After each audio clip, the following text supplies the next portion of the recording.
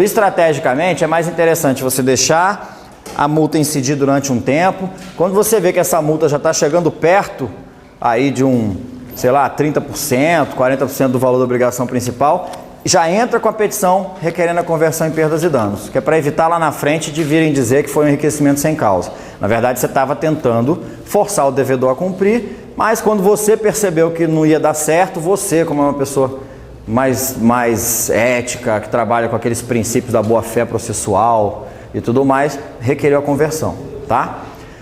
O parágrafo 3º, ele, salvo engano, fala da antecipação dos efeitos da tutela, né? E essa antecipação, só antes da gente ler a redação do parágrafo 3º do 461, quando eu dei aula de antecipação dos efeitos da tutela para vocês, eu chamei a atenção de vocês do artigo 273, e eu disse o seguinte: olha, essa não é a única hipótese de antecipação dos efeitos da tutela, tá? O 461, parágrafo 3º, ele traz uma outra hipótese de antecipação dos efeitos da tutela, que quando a gente lê, vocês vão reparar que ela tem outros requisitos.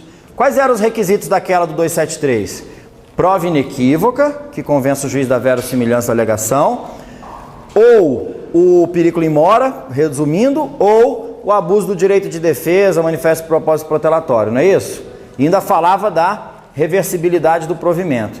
Vamos ler agora o parágrafo 3º. Sendo relevante o fundamento da demanda e havendo justificado receio de ineficácia do provimento final... Segura aí. Justificado o receio de ineficácia do provimento final. Periculo in mora. Até aí ok, né? Agora olha o primeiro requisito.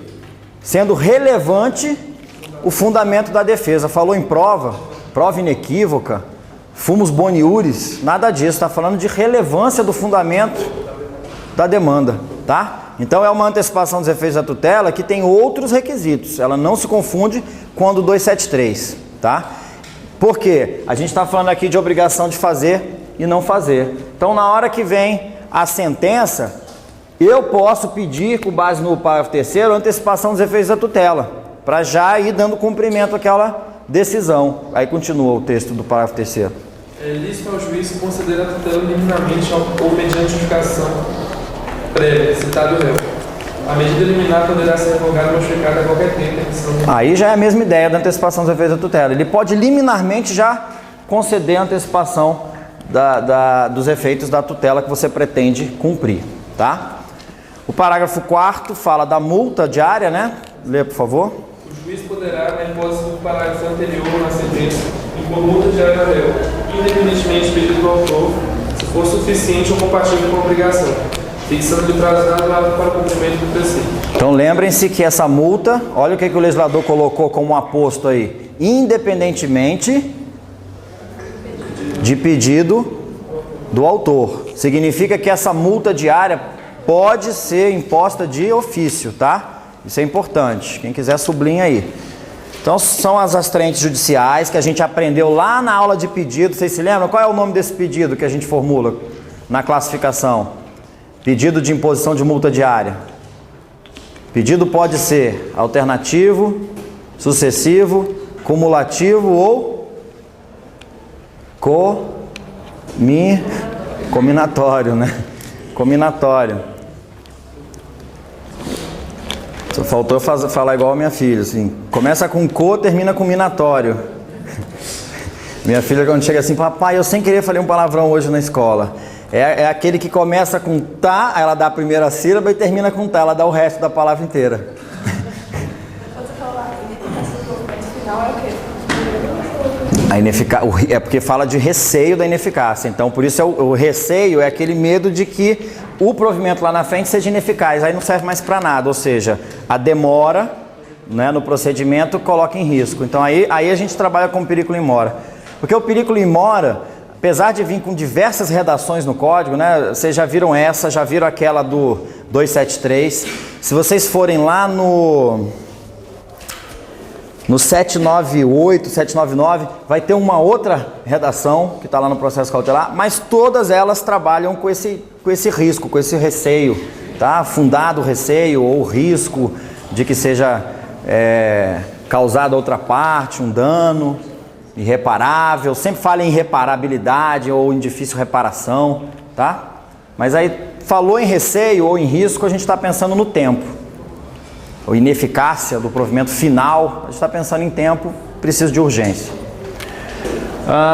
Parágrafo 5º, ele traz outros meios coercitivos. Isso, para explicar para vocês, é o seguinte: o processo de execução, ele era muito moroso e você não via muita eficácia nele, tá? E os juízes, eles normalmente são um pouco tímidos na utilização desses poderes coercitivos, porque realmente são poderes muito fortes, né? A multa diária já é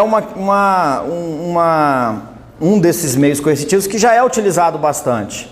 O mandado de busca e apreensão, dependendo da natureza da obrigação, também. Agora, e se nada disso aqui der certo? E se a gente precisar de outras medidas? Aí o juiz tem poder para...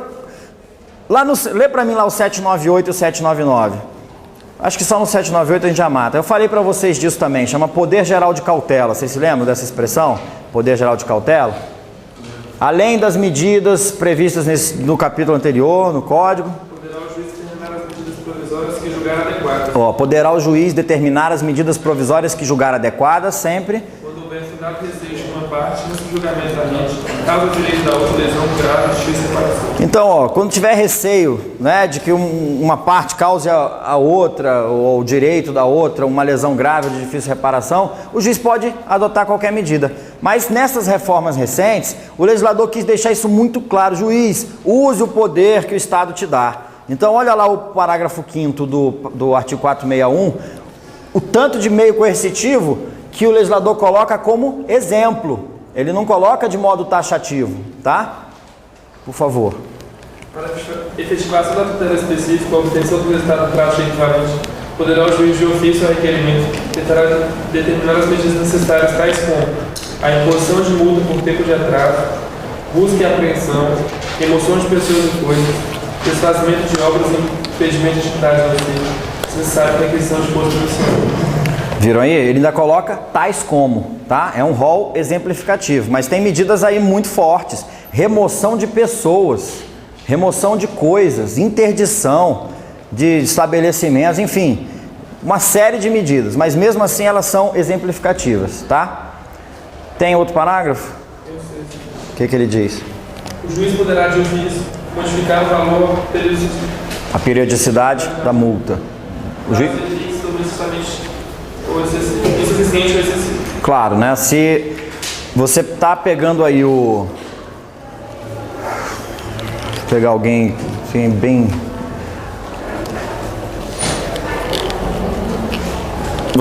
Você comprou um imóvel do grupo Paulo Otávio.